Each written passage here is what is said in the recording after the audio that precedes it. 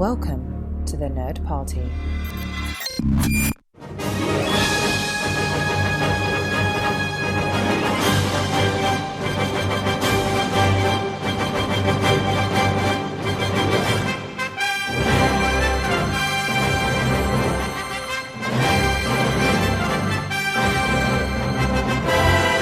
Hello and welcome to another episode of Missing Frames. This is the podcast where we watch all the movies we should have seen by this point in our lives.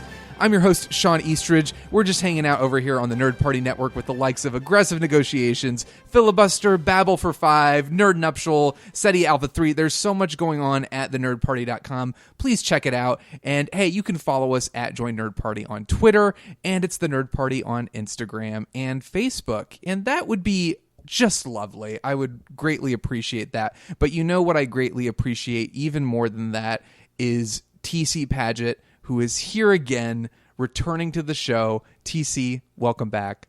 Thank you for having me again, Shawn. I'm excited. I'm humbled by your introduction. I'm humbled by your presence, and I'm just thrilled to bits that we are 1 year out from your very first appearance on the show. It seems like only yesterday that I was believing a man could fly. And are you ready to believe a man can fly again? No, I'll see myself out. All right. Well, that's the end of this episode. Thank you very much for tuning in. Please leave a 5-star rating on iTunes. But we were talking about doing another episode and what we should do, and we realized it's the 1 year anniversary pretty much more or less. of your first appearance on Missing Frames. Mm-hmm. We watched the first Superman movie all the way back then. Yes. And we figured, why not do Superman 2? You were a little sick on that episode. You're a little bit sick now. I mean, it just feels like this is meant to be. I'm on the mend. You're on the mend. But yeah, okay. Special guest returning for this podcast is my fall allergies. So apologies for that if I sound even worse than normal. No, I think it gives you like a gruffness and like a grimness and a grit that is lacking in the podcast world. Really, my usual hobby of hanging out by the railroad tracks, just chewing nails and opening cans of beans with my teeth. It's finally catching up with me. And speaking of opening cans of beans with your teeth, Superman the movie. Let's talk about how we discussed a lot. We really went in depth in that first Superman episode we did, and I feel like people who haven't listened to that should go back and listen to it. Go find it. It's somewhere out there. I don't remember what episode it is. You can find it.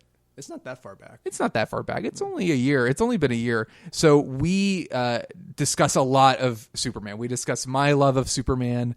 We discuss your interest in the character, but not necessarily. You're not a huge Superman fan. No, not what I would call a fan. Although I'm more sympathetic to him, I think, than other people when they look at Superman as like a Boy Scout type character. Yeah. So not a giant fan, but. So remind the audience what you thought of the first Superman movie. You'd never seen it before, and I'm a huge Superman fan. Superman the movie, it's still my favorite superhero movie. But what did you think? It built up a lot of goodwill for me. I had a really good time watching it, and I liked how self-aware it was. That's not something I knew going in, that it was going to kind of lampshade the anachronism that is Superman in modern society, and Clark Kent, the farm boy in the big city. And I was going along with the movie up until the very end, which I hated. Yes. I hated You were that very ending. upset about the ending. And I think it soured me a little more than it should have. I still look back on a lot of that movie very fondly, but I still shake my head when I think of that. And we're ending. specifically, I'm sure people know what we're talking about. We're specifically talking about the turning back time. He turns back time. He refuses to accept the consequences of his actions. Yeah. And he instead defies physics. He defies his father. He defies physics. Yes. There's a lot of things going on in that scene. So, although on the plus side, not a Boy Scout move. So there's a little bit more depth to Superman. So on the flip side, we could say that it offers offers a little bit more complexity to the character that enriches the material. Or it's also a cheap deus ex machina that employs and has contributed to Superman's reputation of being able to solve any problem. Exactly. So I get it, and I accept wholeheartedly the criticisms of it. And again, go listen to that episode if you haven't heard it already. But this is something that I'm kind of... There are people out there who, when they talk about Superman, which Superman movie is their favorite, Superman 2 is the top pick, which personally, I don't want to color your opinion too much, and I don't want to talk too much about my opinion of Superman 2. I personally don't get, but you've heard that before, Yes, right? I have. You have many friends who think Superman 2 is better? I don't know if I have many friends that You think don't have many friends in general. Well, we didn't have to call that out on this podcast, but if you want to go there. But no, I don't. I just have heard the most about Superman 2 through life. It's the one that I feel like gets referenced the most out in the world of the Christopher Reeve Superman movies. Yeah, I think that's a fair assumption. It's there are a lot of things that happen in this movie. I think. Oh God, I'm struggling not to reveal too much. I don't want to play my hand. I think Superman 2 is more of its time than Superman 1 is. Like Superman 1, there are aspects of it that are dated, but I think the talent of everyone involved, Donner's direction, and Jeffrey Unsworth being involved as the cinematographer, John Williams, it has a sort of timeless feel to it that keeps it like ranked in the annals of great cinema for me, or great blockbuster cinema. Whereas Superman 2 feels a little bit more like an embracing of its B-movie roots. And do you remember, we talked, I think, about the production history and the struggles. You mentioning it was filmed at the same time as Superman 1. Exactly. And part of the problem was Superman, the budget was going off the charts. The schedule, they were over budget, over schedule. The producers, the Salkinds, were like on Donner's case all the time. And Donner got to the point where he was like, I will not talk to you guys. Do not approach me on set. I'm trying to do my job. Leave me alone. And eventually they brought in Richard Lester, a director who'd done A Hard Day's Night. He'd worked with them on the Three Musketeers movies. And Lester became kind of the mediator between Donner and the producers. And Lester was like, look, Richard Donner, we both have the same name, so we can at least relate to each other on that level. We're both Richards. And I feel like if you could just please, I don't want to impose on you. I'm just here to kind of keep the peace. And eventually what happened was they decided Superman 1 was going to end with a cliffhanger. And they decided, they were like, you know what, let's just come up with an ending for this movie. Let's take the ending. Originally, the turning back time was going to be the ending of Superman 2. They grabbed that, moved it to the end of Superman 1, thinking it was like, that's like our big finale. It's a big special effect that can end the movie on like a high note. And they were like, let's just release it and try to recoup some of these costs. Because if the movie's a failure, no worries, but we'll see what happens. So the movie comes out. It's a huge success. I mean, it's wonderful. It does great at the box office. And the first thing the Salkinds do is like, all right, well, we don't need Richard Donner back. Let's fire him and we'll just have Richard Lester do it. But they'd already shot about 70% of Superman 2. So Lester went back and reshot portions of the movie, which I think was a Directors Guild stipulation. Like it was like, you need to have shot this much of a movie to qualify as the director. So they went back and reshot things that didn't necessarily need to be reshot. And the movie has footage of both Donner's and Lester's. And I'm curious to see if we can point out what's what. The Brotherhood of the Richards. Yes, exactly. But I think Superman 2 suffers from the lack of Donner's involvement. And not that Lester is a bad director, and he's got plenty of accomplishments. I love A Hard Day's Night. I haven't seen his Three Musketeers movies, but I have seen Superman 3, which is the other movie he directed in this franchise, which is not great. But I do have a fondness for Superman 2, but I do think it doesn't hold up as well. Yeah. But it does some really interesting things. You can find its influence in other superhero movies, absolutely, in the same way you can see Superman's influence in pretty much the entire genre. But do you know anything about the plot of Superman 2? I think I do. Okay, tell me. I know the Phantom Zone villains that were shown at the beginning of Superman 1. And then don't come back ever again or are even referenced in Superman 1. I think we're finally going to get to see them. Yes. I believe someone is going to kneel before Zod, or at least be told to do so. So I'm told. And I think Superman is going to show off a wider range of his abilities, let's say. Okay. To stop them. All very good theories and guesses. And I think, what do you think? Like, because we talked about it a little bit, like you wanting to watch the sequels after this. Are you interested at all in Superman 2? Do you want to see this, or is this just me forcing you to watch it? No, I'm interested. Okay. I don't, as much as I would like to just go straight to Superman 4, The Quest for Peace, as I think I said that last time, I'm gonna do it the way God intended. Okay. And watch Superman 2 first. And then maybe pretend Superman 3 didn't happen. We'll see. Okay. All right. Well, A man has his limits. That's understandable.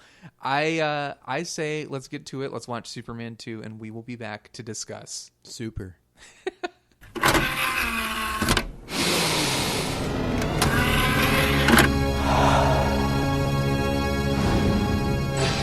Now available to own on video cassette. And we're back, and TC has now seen Superman 2. How do you feel, TC? I'm conflicted. I mean, I feel like I kind of saw two very different flavors of movie in that. Yeah. You had some really, really compelling human drama with Clark and Lois, and some really goofy, cartoony comic book Superman put to movie. Yeah, it is Superman. The first Superman is a great film, and Superman 2 is a solid B movie. It feels like it's almost like a made-for-TV thing. Like, whenever I watch it, the effects aren't as good. The cinematography, everything feels way blander, and it feels so much cheaper. Like, I feel like this is the movie people think of when they're like, oh, Superman. That's what it's like. It's goofy and, like, cheap. And powers come out of nowhere. It's true. But I have a lot of fondness for Superman 2, but at the same time, every time I've watched it in recent years, I've liked it less and less. And I think a lot of it comes from the fact that, like you say, it's so chaotic tonally. There's so much going on, and so much of that has to do with the nature of the production itself. Mm-hmm. Richard Donner and Richard Lester are two very, very different directors. And Donner, when he made Superman, had so much respect for the material and had this sense of, there's an elegance to it. Like, it feels significant in a way that, and sophisticated in a way that I think Superman 2 doesn't. No. Superman 2 loses so much of that. Way campier than the first one. Yeah. I felt it goes a little more Adam West Batman. Yeah. In a lot of its action, and a lot, especially the random people that pop up in various scenes. Oh my God, I know. They're so campy, and they're all so goofy. It's cartoonish. Very. And Lester was very open. He's like, I really went for the humor, which goes completely overboard in Superman 3. Like, the moment where Zod and Ursa and Nan are blowing everybody away, that little sequence in this movie is extended to a full-length film for Superman 3. That scene felt like a full-length film, so that's amazing. It's tough because the movie is relatively serious. Like, it's relatively, like, it's stupid, and there's a lot of, like, misplaced humor, like you said, but for the most part, it's pretty grounded, mostly due to Lois and Clark's relationship with one another. It's not, like, overtly dumb, and maybe I'm just saying that because I know how dumb this series gets, but to me Superman 2 is like the bridge between Superman 3 and the original Superman. It's not quite so far in the direction of, like, complete no looking back camp. Yeah. There's still, like, we get glimpses of humanity here, but, like, moments like that are just completely take you out of the film. You have these people who are like, wow, what's going on? Wow. The guy who's like in the telephone booth and just like laughing. Continuing his conversation while he's on the ground being blown over. Yeah, it's like, is this supposed to be funny? Even earlier, the goofy guy in the hotel they stay at, the bellhop, who's trying to I don't understand that character. The people at Houston Control are there like are a just lot popping wise. Yeah. And I don't the sheriff and his partner where they're like, I'll try the fish. An extended scene that's supposed to be funny, I guess. But man, it is not funny at all. No. The humor in this movie does not land. I like agree. The stuff that like is supposed to be funny isn't funny. The stuff that is funny comes really from like the performances. I was gonna say Terrence Stamp, I think he had some intentional funny moments Yes. which worked, but a lot of his humor might have just been the way he was acting. I think they are undoubtedly the Kryptonian villains, that trio. I think that's why this movie is so iconic. Mm-hmm. The movie itself is not great, but they are great villains, and they are completely in the right headspace. Mm-hmm. Like they are like devoted to it, and all three of them have very distinctive personalities, and it makes it so much fun. They are more fun to watch than anything else in the movie for me. I tend to agree. It bums me out because like I said, this is actually the first Superman movie I ever saw. I as a kid, I'm just like, this is amazing. Superman's fighting people and it's great. But I think the movie suffers from maybe biting off more than it can chew. Mm-hmm. The whole, like, the action in the film is really awkward and really dates the movie. And part of me wonders if that was just a reality of what they were trying to do. Like, if even Donner, as skilled as a filmmaker as he is, I wonder if even he might have run up to some of the same obstacles that they ran into with the production. I can imagine trying to do a aerial battle in 1980. I can imagine there would be challenges, and I don't take that away from anyone. I don't think it was too distracting, but other things in the movie were. And there's this whole running thing of like, there are moments of humor that just don't fit. There's this need to undercut everything with like humor in a way that is not really fitting for put anything. A goofy extra in every scene. Yeah, I don't. I'm not a fan of that, but I do think this movie has some value in the sense that there's a really interesting development in terms of Lois and Clark and Superman and the romance, which I don't know. You know, I've read a lot of old Superman comics, but I don't know if at this point in comic books, like, things like relationships between characters were being explored so significantly, at least not with Superman. I'm sure with other characters they were. From what I know about Superman history, I don't think he'd revealed himself to Lois at this point. Right. I think that came like kind of surprisingly late, but my DC knowledge is lower than my Marvel knowledge. I could be mistaken. Yeah, it's one of the things that's great about the first Superman is how like human it feels. Like the relationship between them especially is very endearing, and you like both of them. And I think that carries through into this movie. Despite all the ridiculousness happening, you still kind of want to root for them. Even though Lois is kind of like all of a sudden like, oh, now I'm going to drink orange juice all the time, and now I want hot dogs. Like it's like these weird quirks. Wondering if that was some kind of inside joke or maybe a reference to the comics that I don't get. I don't think it is. I think it is completely. It was a complete invention for this movie. But I will hang my hat on the. Will you toss it without looking and have it land? Yeah. That the Lois and Clark stuff was the most compelling part of this movie, and it's what I wanted more of. And that not to jump too far ahead, but that makes it even like more annoying the way the movie ends. I agree. Much like Superman 1. Yes, which is again unfortunate, and I can't remember if I mentioned it after that, but I think, man, Superman 1 and 2 really shoot themselves in the foot with like the same ending. Like a very like, well, you know what, let me just like get rid of all the consequences and we won't worry about that, and I suddenly have this magic ability that has never been established. We'll talk about that. Yes. I enjoy the opening, like I enjoy. I love the opening credits. My friend John Mills, who has been on the show, he's in the Nerd Party Network. Check out his show, Aggressive Negotiations with Matt Rushing. It's fantastic. They talk about Star Wars all the time. John has like a firm hatred of any movie that opens with a montage of the previous film. So really? Yeah, he hates it. But you and I were discussing, like, as a kid, this was my first exposure to Superman.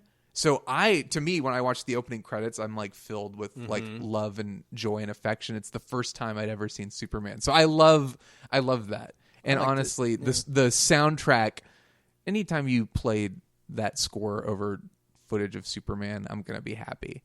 Even though it's not John Williams composing the score. Oh. It's Ken Thorne, and the music sounds so, again, in keeping with the rest of the movie, it sounds so much cheaper. Did you notice that, or is it just me having seen this movie so many times? I did not notice it, truth be told. Because John Williams, I think he was doing Empire Strikes Back, and then he went right into Raiders of the Lost Ark. So there were scheduling difficulties. There are also rumors, I don't know if this is true, but there are rumors that Williams was shown a cut of the film, and he was like, oh, what's happening? I don't know if I agree with I'm this. suddenly not very inspired by this. Yeah, exactly. I have to go make history with George Lucas. Yeah, no big deal. But you get the sense that a lot of it is Lester. I think Lester as a director. Lester came out in interviews and was like, oh yeah, Richard Donner wanted to make this big epic and was very inspired by like Lawrence of Arabia and the films of David Lean and all these like wonderful films, like these big, and he's like, no, I'm not like that. I want it to be quirkier, a little weirder, and he framed everything in a way that kind of flattens the image. The film is so visually bland. I don't know. There's not a whole lot about it that really stands out to me as impressive. Whereas the first Superman, I think, is beautiful. And it's shot by Jeffrey Unsworth, who did 2001: A Space Odyssey, amongst other things. He was one of the greatest cinematographers of all time. And with this, it's like, I don't remember the name of the guy who shot this one, but it's Robert Painter, who I think did An American Werewolf in London. But the imagery is so much flatter. Did you get that vibe watching it, feeling like, especially in comparison to the first Superman? Yeah, the sets didn't really feel alive. No, they felt like sets. They felt like sets. It feels fake. And for what you get, you don't get very much. We don't get a lot of the city. You're right. We get a lot of Pole. Yes, a lot of snow. We get a lot of that random, East Houston is the name of that random town they go to in like Idaho or something. You get a lot of that. Yep. And then none of it felt like it had a lot of depth. The models really feel like models, and there are moments in the first Superman where it's like, oh yeah, that's a model shot. But again, there's the way it's shot, the way Donner frames everything, and the way they set it all up feels way more elegant. But like Superman 2, like you said, there's so many scenes where it's like clearly a backdrop behind them, and it doesn't seem like they're trying to hide it. Like it's like, oh, there's the city behind them, but it's so clearly like a projection or something that is not there, or they're not on set. But you're absolutely right. There's this feeling of like, did they film this all like in a room somewhere? Because I don't get the same sense of scale or epicness that the first Superman has at all. Some of the footage was shot by Donner, but it's a surprisingly small amount. And the way you can tell, a way that people have been able to tell, is because Margot Kidder, I think around the time that they started doing the reshoots for Superman 2, was going through like a lot of awful stuff. Like I think she'd had a nervous breakdown and had like gone off into the woods, and she was going through a divorce. So she looks skinnier, and she looks really unhealthy in some scenes. And then all of a sudden in other scenes, she looks like she does in the first movie, where she was fine because they shot it beforehand. But did you notice any of that? There was one scene, I was trying to remember exactly where it was. It was somewhere in the Fortress of Solitude, I think, when they're getting comfortable. There was a moment where she looked really sallow, kind of yellow to me, and I wondered what was going on there. Yeah, it kind of makes me sad. Like, I just, first of all, I feel for her, but really nobody enjoyed, I don't think people really enjoyed working with Lester. A lot of them were loyal to Donner, like understandably. Like they loved working with Donner. Donner was the one who put the first movie together, who made the magic happen. And then they fire him unceremoniously, and there were a lot of tensions on set, and especially because Lester shot in a way he would set up 3 cameras, and basically like one would be a close-up, one would be a wider shot, and things like that. But the actors never knew like, where's the close-up? Like, what am I don't know, like where I should be playing to, like what I should be doing, and that caused tension. Gene Hackman refused to come back. So something else I was going to ask if you noticed, there are moments where he's talking and it's voiceover and it's very clearly somebody else's voice mimicking Luthor. No, now I'm very curious. So. Yeah, if you go back and watch it with that mindset, you'll be able to tell for sure. But they're like he's like, yes, that explains the things I saw on my little black box. South, Miss Tessmacher. Oh, yes. Like it's just, and then when he gets dropped off in the Fortress of Solitude, and he's like shaking his fist and his back's to the camera. He's like, "Didn't you ever hear of parachutes?" And I'm like, "Is that Gene Hackman?" I don't know that it is. So you always know what footage Donner shot if Gene Hackman is actually in the film. The other funny thing is, where is Marlon Brando? Where did he go? Yeah.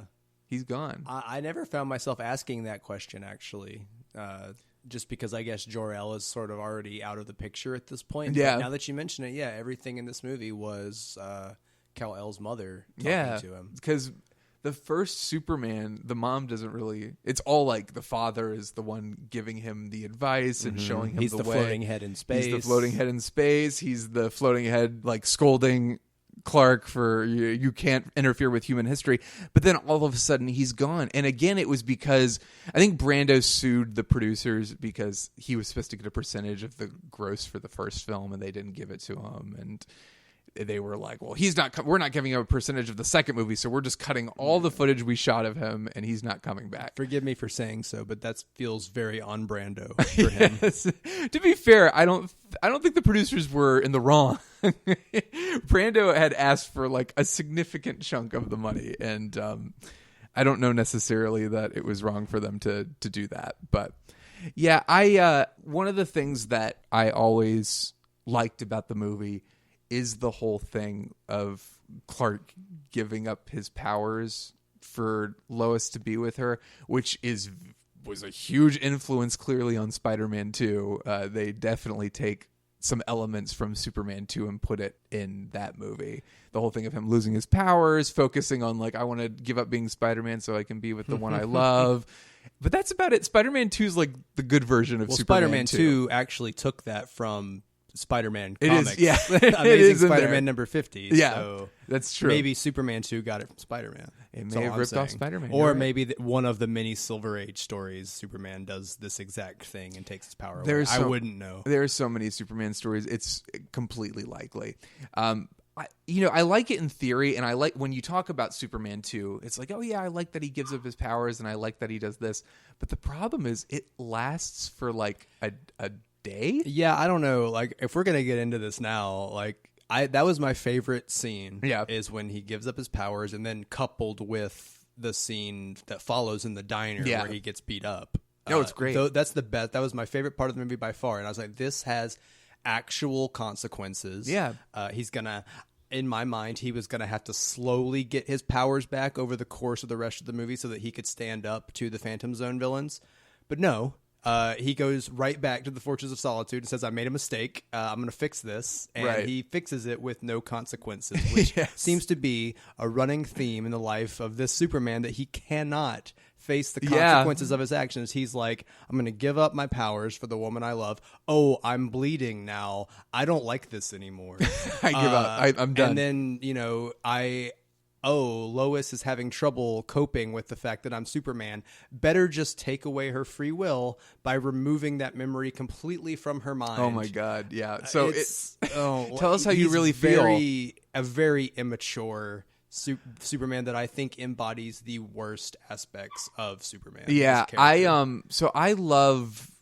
I don't love it. I agree with the problems about him turning back the world in the first movie, and as I said in our episode, what why I give it a pass is I love the idea of him breaking his like sacred rule because he loves her. It's like, all right, fine. It's like it's yes, it's a Deus Ex Machina. Yes, it's like it ruins everything because now there's no stakes. Superman can turn back time. You're just saying this because I'm here. I am. It's true. But I really, like, personally, I'm like, I like the fact that he does it to save Lois and he goes against his father's wishes because he loves her.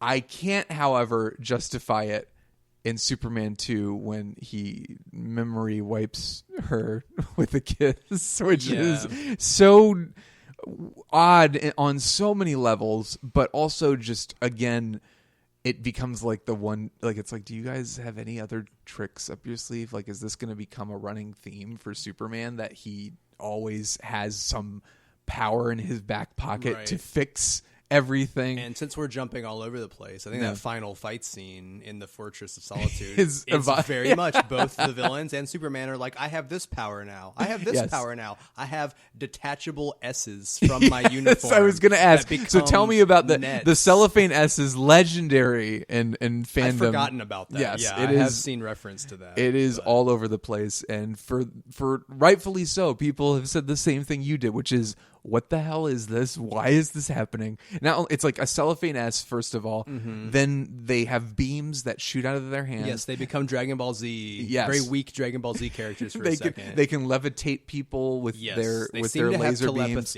Yes, and then they also can disappear and reappear and make copies of themselves. Low-level teleportation of some kind. It is one of the most baffling scenes I think I've ever seen in any superhero film.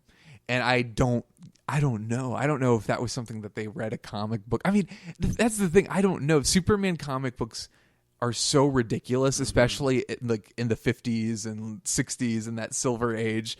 But like, so there was something where it's just like, they're like, hey, it happened in this. I mean, Superman was doing all sorts of crazy stuff in the 50s. Yeah, I mean, that doesn't mean you have to introduce it out of nowhere in the final I'm not act justifying it in the slightest. I think it's ridiculous. And it's also in keeping with the film's sporadic, kind of scattered brain nature. It's just like, why is this happening? Yes. What is going on? I guess it was just something where they were like, we need to have a crazy special effect to compete with all the new special effects movies that are coming out, because by this point Star Wars was out, the first Superman was out, Alien was out, Empire Strikes Back was either out or about to come out. I don't know if they just felt like we need more zany stuff happening. Things need to explode more. This thing can explode in space. This house can explode because a helicopter hit it. Yes, exactly. So the action is cranked up at the expense of the sophistication and the real sense of magic that I think the first movie has. Like, this movie doesn't have any of that. It kind of is like, we're just going to... Superman will punch things. You guys want that, right? It's like, I mean, if you're a 10-year-old, this is probably your favorite Superman movie. But, right. And it was mine for a long time. And then as I got older, I was like, the first one's just way smarter. It's like, it's more intelligent and its heart's in the right place. But it's also just... It's more thoughtful. It just feels like...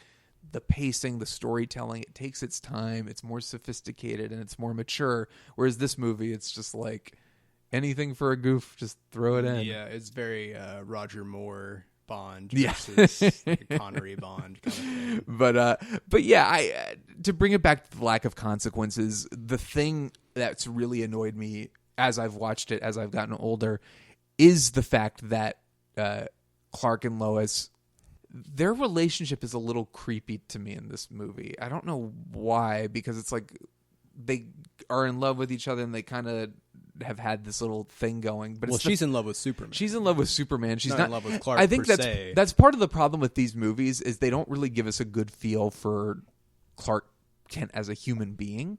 And Superman 2 really emphasizes that. There's Superman, and then there's like the put on Clark Kent. And I guess Superman is who he really is. But it just feels so weird. The Niagara Falls stuff. Yeah. I don't like the way he basically gaslights her. Yeah. When she figures it out and he tries to convince her that she hasn't by not saving her life. Right. I kind of like that scene. I think it's like, it's very, that Superman 2 feels more like a standard comic book. Like if it's like when you think comic book movie, it has a lot of the elements that you would associate with that.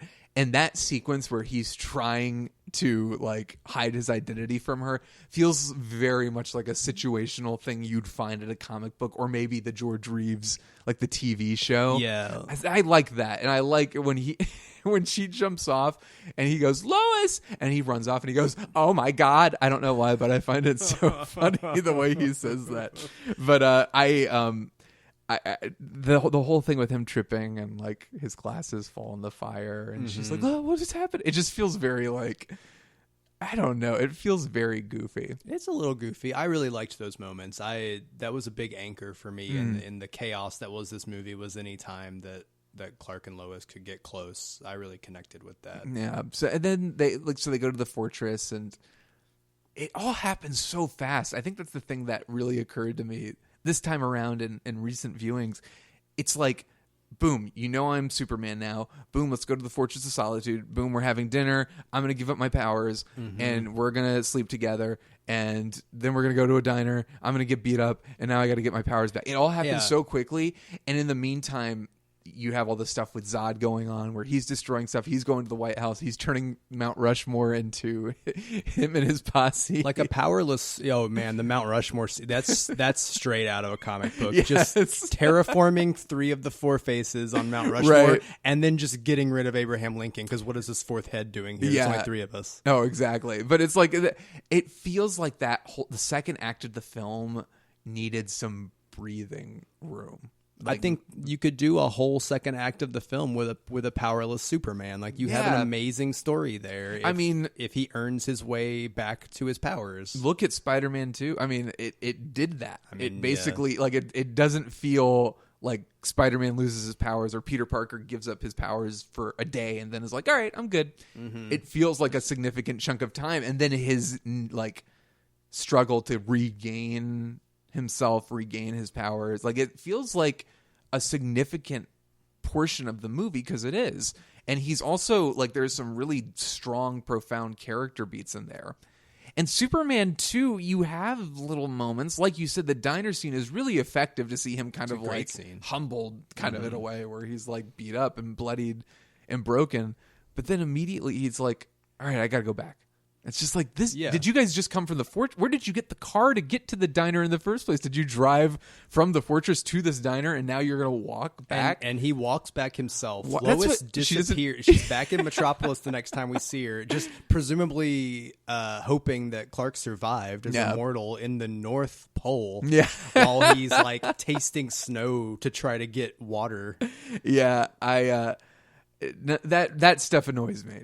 Like I love the concept of Superman losing his powers and then having to go get them, but like in theory I like it, and I thought I loved it in this movie, but then when you watch the movie and you realize how compressed it all feels and jumbled and just like it doesn't work as well. Those were a rough 20 minutes for Superman, man. Yeah, 20 Good thing he's got his powers back, because, man, humans got it rough. Yeah, but at the very least, every time I'm kind of like bummed by that. I get like Terrence Stamp, his performance in this movie, which is gold. It's amazing. Everything he says, I love every single thing he says, just I win! I always win. And my favorite, maybe my favorite line in the movie, which is, "Oh God, Zod." Yeah, it's that. Like to me, feels like that's the brilliant movie, that the glimpse of the brilliant movie that this could have been. Absolutely. And everything else is kind of like middling and he's the not real quite. star. Yeah. Well, you described it. You said like the White House scene when they attack the White House and it's the extended action sequence and everyone's like, "What's happening?" You were like, "This is you." I wrote this down. You said this is a farce. This is farce. Yes, I did. Well, I was trying to reflect on. I mean, it's all very campy and like it needed a Benny Hill theme behind it, and it would have fit perfectly. All the military guys just like whoa, fighting and not getting killed apparently by these powerful Kryptonians, right? But I also kind of like the lack of finesse that the Phantom villains show in their powers, which is now on display in that scene, and more visible in the Daily Planet scene when they invade that place. And Nan's just kind of like running into things and tripping over himself. It makes sense to me. They just got these powers; they've never had them before, so they would be a little less elegant with them, I guess. But it was very slapstick. I think the White House scene in particular. As far as things I do like about the movie, aside from Clark and Lois, I do like, this is really the first like big superhero action movie. There wasn't anything like it at the time. There weren't any other superhero movies at the time. So this is the first glimpse we got into like, oh, it's a superhero fighting supervillains, like a comic book come to life. And boy, oh boy, the effects are, like we said, it's so dated. Like everything looks so bad. But there's a part of me that can tap into like the 5-year-old that saw this movie for the first time and like really enjoy it. There are little things I love non-punch, like tackling Superman into the sewer, and like all you see is what's happening up top, and then all of a sudden he gets tossed out. I liked that a lot. That was fun. I do like their little struggles. I like Superman ducking out of the way as someone gets hit with a flagpole. I love him spinning Zod around and tossing him into a Coca-Cola sign. And there's also a really great visual beat where he reflects the heat vision, and the billboard behind him is all burnt except it says "Cool It" right behind. I didn't notice that. Little things like that are like, this could have been better, but for the most part, I did enjoy that. I'm trying to keep it with things I do enjoy. Were there things? Yeah. What did you enjoy other than Lois and Clark? Were there bits or pieces that you found like you were like, I kind of like that? I've already talked about Terrence Stamp. Terrence Stamp is he's the gold standard of the film. He really is the MVP. I would watch a whole movie with Zod. It's incredible. It's great. And I do still like Gene Hackman as Lex Luthor. He didn't have. He's great too. He wasn't quite the shining star in this movie that he was in the last one, but he still has a lot of good moments. He's still a very likable villain, I will say. So. I'm a little bummed that he doesn't get more to do, which I guess I should. He was the main villain of the first one, so it's cool they brought him back at all. Yes, I thought that was. I agree with that. I think the fact that they were able to kind of organically fit him into the storyline. A lot of sympathy for Otis, though. I'm gonna miss Otis. Oh, come on! So they couldn't even get him on the balloon. And Miss Tessmacher apparently is just all is forgiven. Yeah, all is forgiven. But then she also disappears for the rest of the movie after the Fortress of Solitude scene. The movie never gels as a whole for me. It just doesn't have. It doesn't have Donner. And Donner was really the thing that made this better. I think made Superman what it was. Because, like we talked about in that episode, comic books were not a thing that were respected. They were not things that were seen by the mainstream. It's like, oh, this could be like sophisticated art. And Donner made this really wonderful film that like was fun and campy, but sincere and exciting and romantic. And he elevated it with his sincerity, with his ability to say, no, we're going to take it seriously. We're not going to treat it like a joke. We're going to treat it like it's American folklore. It is. It's one of our great legends. It's one of our great stories. And this movie feels like the step backwards to if somebody who clearly doesn't have as much respect for the material took over and did that. And it kind of bums me out because there are things I like about it, but I can't really embrace the whole thing. But I really love this last exchange between Clark and Lois a lot. I think that's a really, minus the kiss. Yeah. I think that's a really beautiful scene and a really profoundly emotional scene. Again, for a comic book, this is not established. You don't have these great, like, emotional, like, very heartbreaking moments in comic book form. They're not really focused on that. So I was always very impressed by the fact that they had this very human moment in this movie. Is there anything else that you would commend the movie for other than Terrence Stamp?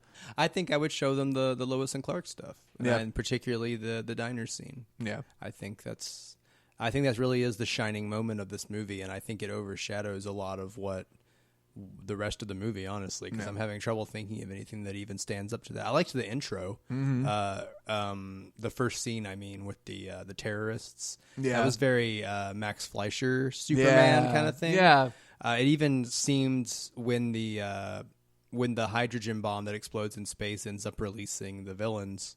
It even kind of looked animated, the effects.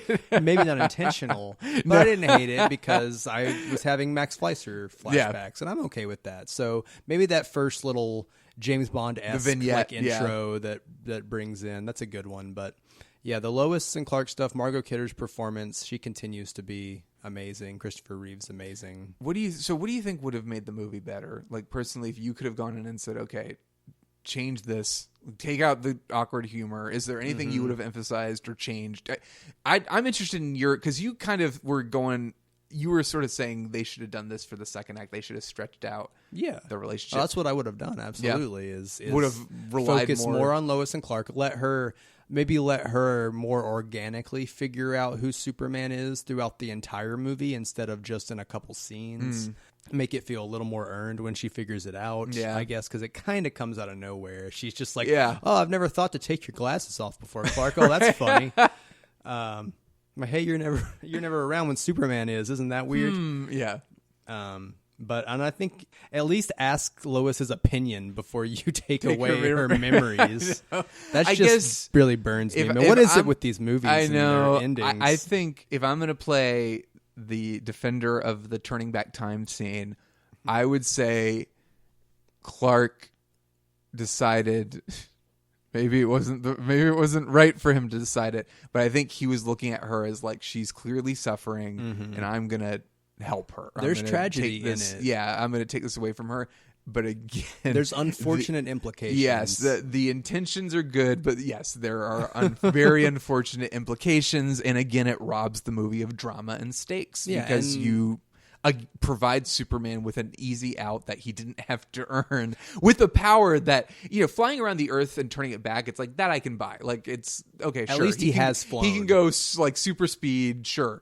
But a magic kiss that erases memories, that's like, no. Just kiss the world, Superman. I know. While you're at it. I did like that they had it so low. Clark shows jealousy towards Superman in the early parts of the movie, and then at the end, Lois confesses that she's jealous of the entire world now that she has to share with Superman. I thought that was pretty poetic. Yeah. But I think it sounds like Richard Lester knew he wanted to ramp up the camp for this series. So I guess he already had in mind maybe what he wanted Superman 3 to be. They tease Superman 3 at the end of this movie. I think he puts that on his business card. Richard Lester ramp up the camp. Nice. It's got a good ring to it. Call me baby. But what's interesting? That emotional scene was directed by Lester. Okay. So it's like, where did that come from?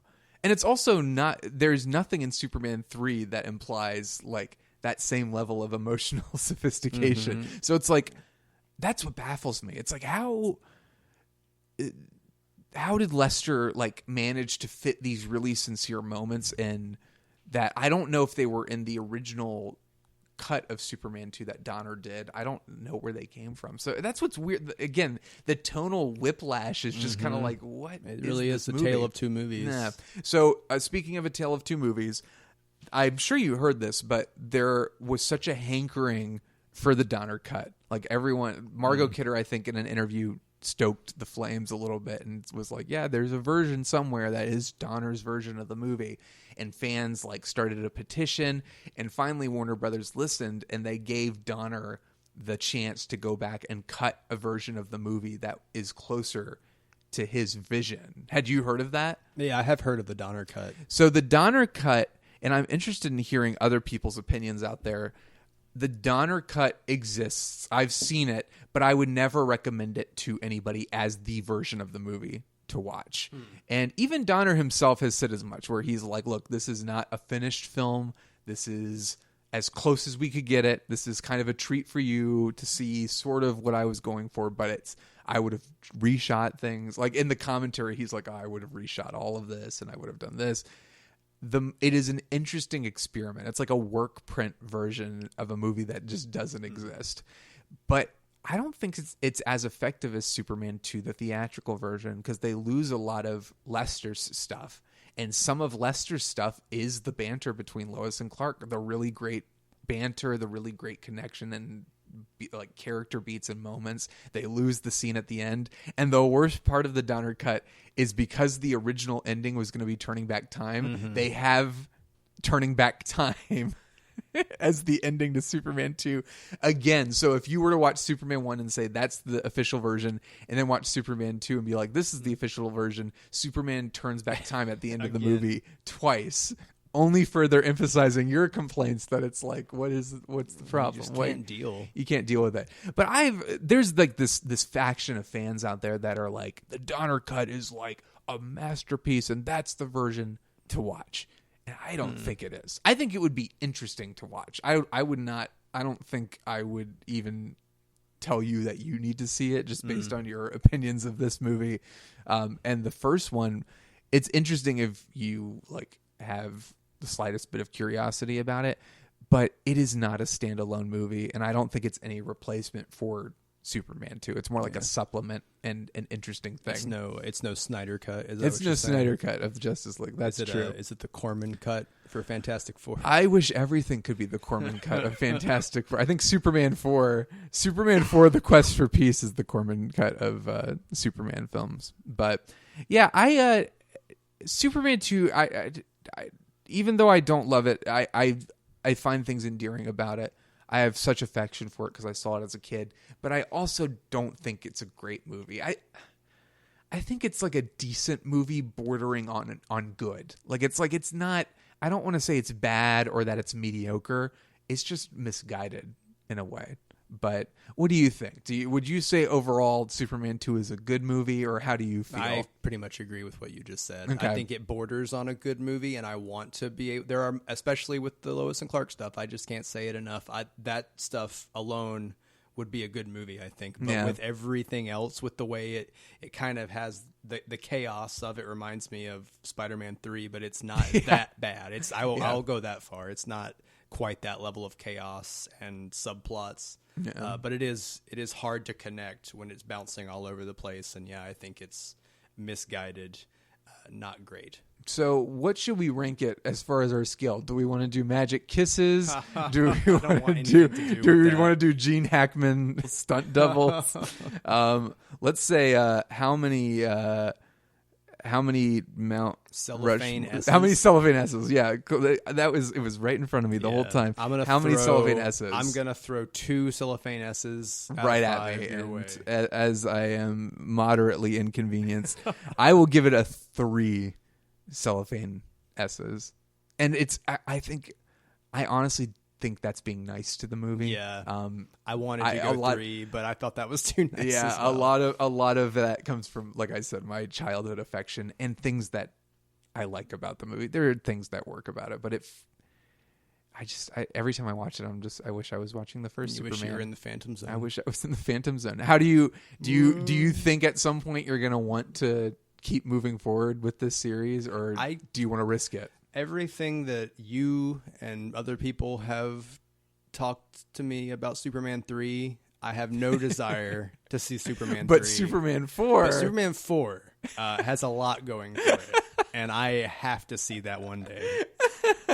We'll make it happen. I feel like my entire life has led to that moment. Superman 4. I think where I'm sure the whole series will be wrapped up in a very satisfying way. Yes. Lois and Clark will finally come together. It'll be great. Oh, it'll be awesome. And it's I think absolutely this is the film that Missing Frames was created for. Superman is on the quest for peace. That's right. In his personal life. And it would be interesting to watch Superman Returns with you and see what you think of that, because Superman Returns is like it's pretty much like a sequel to Superman 1 and 2. Yeah, I think I saw parts of it on TV way back when it came out. I'd be curious to rewatch it because I don't know if that one holds up either, but I still enjoy it.